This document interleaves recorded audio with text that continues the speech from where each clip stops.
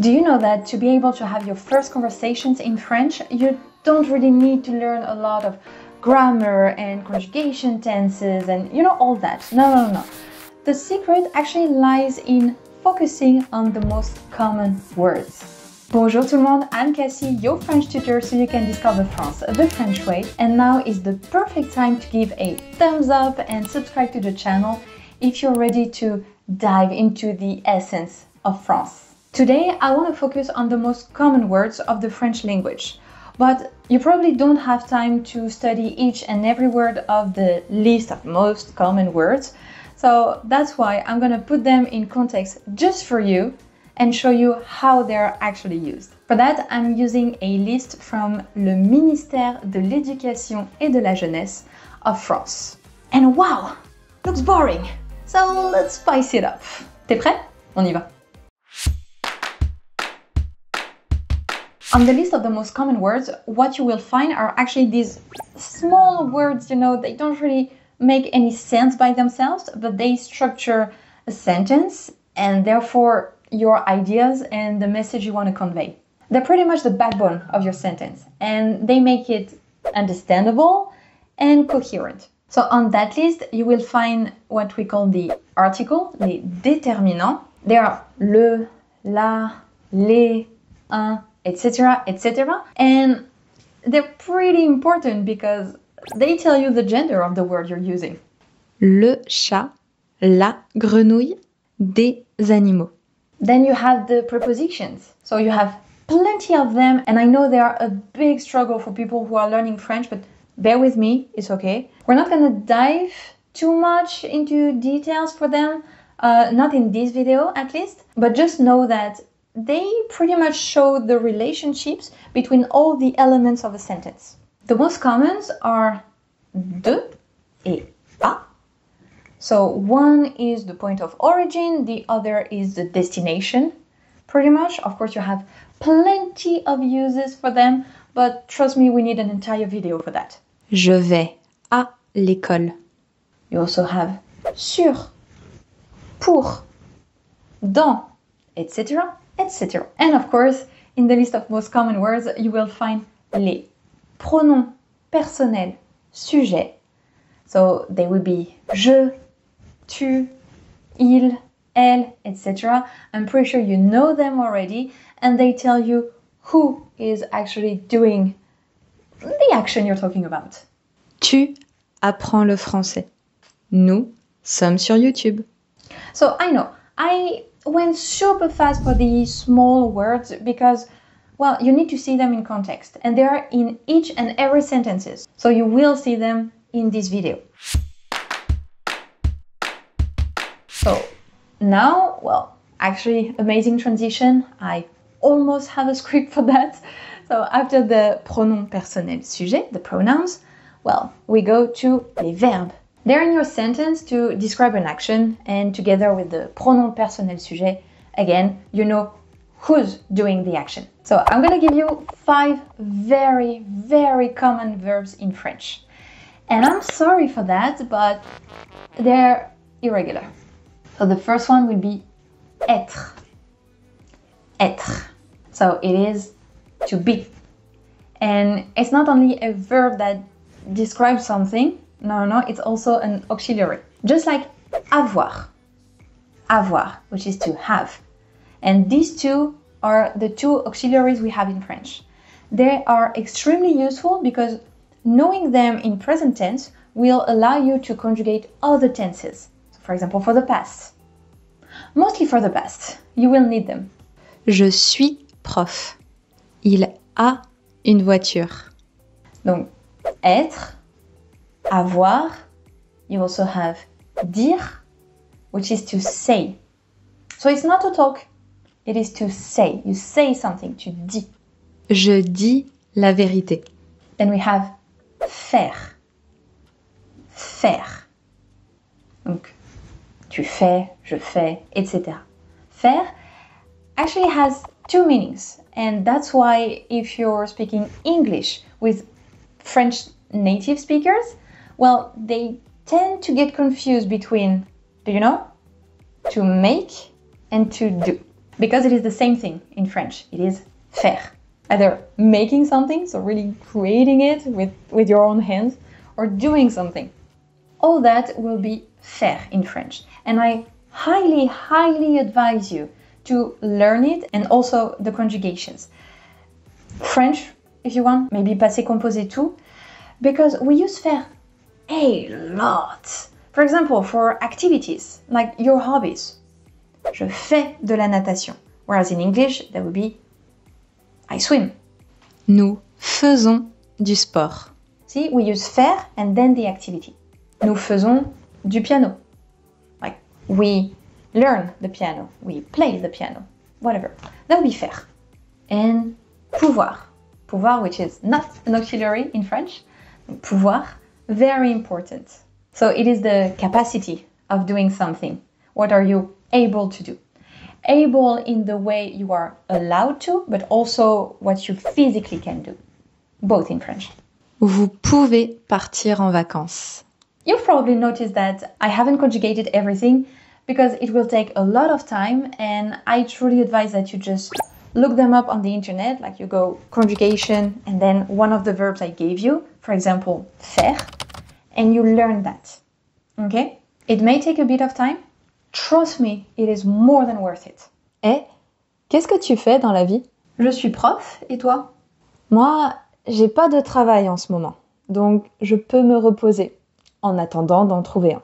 Ah bah, tu me diras quand t'auras trouvé. And now les noms communs. So what are they? Les noms communs, common nouns. They are, well, the idea, the persons, the place, the whatever, all the elements that you want to talk about. I actually read on the internet that it gave an identity to what you want to talk about, and I found it kind of poetic, an identity to the plant. Why not? So apparently, according to le ministère de l'Éducation et de la Jeunesse, the most common ones are un homme. Remember the H, it doesn't really exist in French. So un homme, la liaison, tu fais la liaison. Faire, tu fais la liaison. Cet homme est chelou. You also have une femme. I know there's that E, and it should be pronounced femme, but no, you know, the way we write French evolves way slower than the way we speak French. So it probably has a historical cause, like at some point it evolved and we just didn't adapt. I don't know, but it is femme. So you spell it with the E, you pronounce it A. Femme. Une femme. Cette femme est professeure. I was actually surprised, but what comes next is le mari. Le mari. The husband. But I guess, well, the wife should be in the list too, but wife is also la femme. So see, you learn one word, you can say two things. Pretty cool. Mon mari cuisine. Then le jour. Le jour, which is the day. So one day, un jour. And then you can count them. 2 jours, 3 jours, whatever. Un jour, je parlerai français. Then le temps. Le temps. Which can be either the weather or the time. Le temps est agréable. But if you ask what time is it is not temps. Be careful. You don't ask quel est le temps. Quel est le temps would be a broken way to ask for the weather. Actually, with the weather, we use the verb faire. Il fait quel temps? Faire, and then le temps, which is the weather. If you want to say the time, you will ask for l'heure. But it's not in the top of the list of the common words, so let's forget about it. Okay? Le temps. Time or weather. Eh, je t'ai pas dit. L'autre jour, j'ai vu un homme trop chelou suivre une femme dans la rue. Sérieux? La pauvre? Ouais, mais elle a eu le temps de rejoindre son mari et l'homme est parti. We move to les adjectifs. Les adjectifs. They provide more information on the noms communs. So all the elements we're talking about. You know, they add flavors to our descriptions. It's not from me, I also saw that on the internet, but I found it cool. Like, let me be in a poetic mood, I don't know. So apparently, the most common one is grand ou grande if it's feminine. It means tall, and the opposite would be small, petit. Petite if it is a feminine word that you're talking about. Grand, petit, grande, petite. C'est un grand homme. C'est un petit homme. Then, could be sad, seul. Seul with a E if it is feminine, but same pronunciation. And it either means alone or lonely. Mon mari est seul à la maison. Then on the list you will find jeune, jeune, which is young. Un jeune homme, une jeune femme. And as you can notice, jeune, well, doesn't change if it's feminine or masculine. There is already a E at the end, so it already sounds feminine. Jeune, for both, young. La jeune femme dit bonjour. And last but not least, and actually funny because I say last, and the word is premier, ou première, if it is feminine, so it means the first. Well, first. Oh, regarde le grand chien là-bas, à côté du petit chien. Ils sont mignons. Le premier chien n'est jamais seul. Il a toujours un ami. Le petit chien a l'air jeune à côté.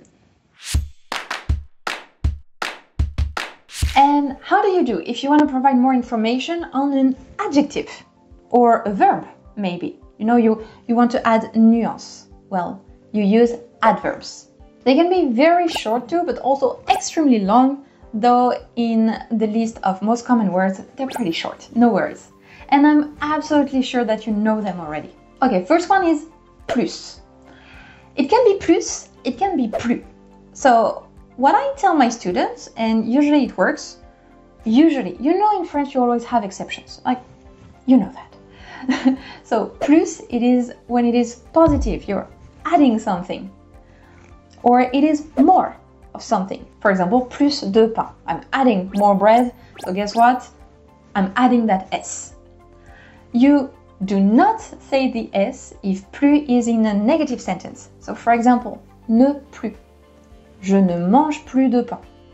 For example, like you don't eat bread anymore, so you take that S off. But there is a second situation where you don't pronounce that S. It is before an adjective. So for example, plus grand, you don't pronounce that S. You know, the focus is on the adjective. So let's not add an S in the middle of all that. Cette femme est plus grande que moi. Then, bien. Bien, which means good. But be careful, because I know many of you guys, and it's fine. It's absolutely understandable. Many of my students too, they use bien et bon without really understanding which one to use when, whatever. So, bien is the adverb. You use it either before an adjective or with a verb. Mon mari cuisine bien. Bon, on the other hand, is the adjective. So it was not on the top of the list. That's why it's not in this video, but I wanted to mention it, okay? Then we have si, which is not yes in Spanish. No. It means so. For example, so good. C'est si bon. Il est si seul. Tout. Again, I'm sure you know that one. Tout. So it kind of adds more gravitas, I wanted to say, gravitas. It emphasizes a bit what you're saying before. For example, seul, alone, tout seul, he's really alone. Like nobody's with him. I'm emphasizing the alone part here. Il est tout petit. He's not just small, he is very small. Very is très. So that's different. But I'm emphasizing, it's not really easy to translate it. I'm actually surprised that très is not in that list. Last one is toujours. Toujours, which is always. Il est toujours seul. Oh, regarde, le grand chien là-bas, à côté du petit chien. Ils sont si mignons. Le premier chien n'est jamais tout seul. Il est toujours avec un ami. Le plus petit chien a l'air bien jeune à côté. Okay, so I hope that these little situations, scénettes, were useful, so you see all these words in context. For the verb, seriously, don't hesitate to look for the conjugation. 1/10 at the time, though present is the main one. Like if there is one that you need to focus on is present, okay?